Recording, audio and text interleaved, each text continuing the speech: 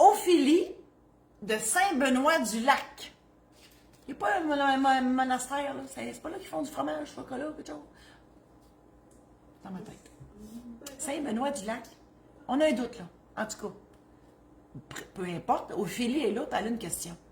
Si une personne a un testament notarié depuis quelques années et veut apporter un amendement, qu'on appelle un codicille, comme inclure le droit au legs de ses petits-enfants, doit-elle refaire un testament à nouveau ou peut-elle simplement demander au notaire d'y ajouter un amendement?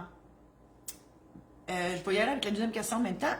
Et si elle doit refaire un testament à nouveau, doit-elle ainsi nommer les noms des petits-enfants individuellement ou de façon générale? Vous avez des très bonnes questions, Ophélie. Premièrement, si c'est d'ajouter des legs particuliers aux petits-enfants, parce que quand vous avez fait là, je parle à la troisième personne, mais vous m'en prendre pour acquis que c'est vous. Donc, Ophélie, si vous avez fait votre testament et qu'à l'époque, vous n'aviez pas de petits-enfants, puis qu'aujourd'hui, vous en avez, puis c'était pas prévu dans votre testament que les petits-enfants héritaient, on fait une modification à votre testament. OK? On fait qu'une modification, mais j'ai un bémol.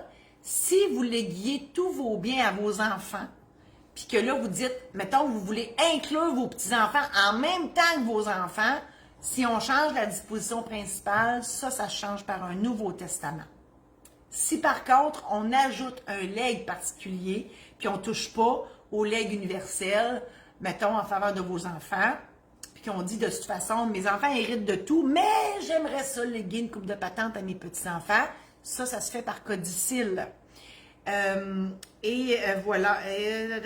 Bon. Est-ce qu'on doit les nommer individuellement ou en bloc? Ça dépend de ce que vous voulez faire. Parce que des fois, il y a des petits-enfants qui sont aussi vos filleuls ou que vous aimez plus. Oh non, mon Dieu, qu'est-ce que je raconte? Je dis n'importe quoi. Pas que vous aimez plus, mais que vous connaissez plus peut-être parce qu'ils étaient là depuis plus longtemps. Ou qui vous rendent service, ou comprenez-vous, là, il y a des différentes raisons d'envie de donner plus à un puis pas moins à l'autre. Donc, si les montants sont différents, si c'est de l'argent, c'est sûr qu'on devrait les nommer particulièrement. Mais si vous dites, je lègue 50 000 $ à tous mes petits-enfants, ça sera tous les petits-enfants nés et à naître. Donc, si vous avez des enfants populeux, comme Mme Gélina dans les histoires de Fred Pellerin, 472 enfants, bien là, c'est sûr qu'il va en avoir moins pour tout le monde, on comprend. Mais ils vont tous hériter en part égale du fameux 50 000 $. C'est ça. Voilà. Donc, ou on les nomme pas, mais ça implique que ça sera tous les petits-enfants, même ceux qui ne sont pas encore là.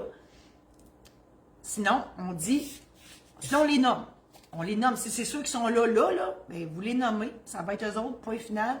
S'il y en a d'autres après, just too bad. Ce qui serait un petit peu malheureux quand même.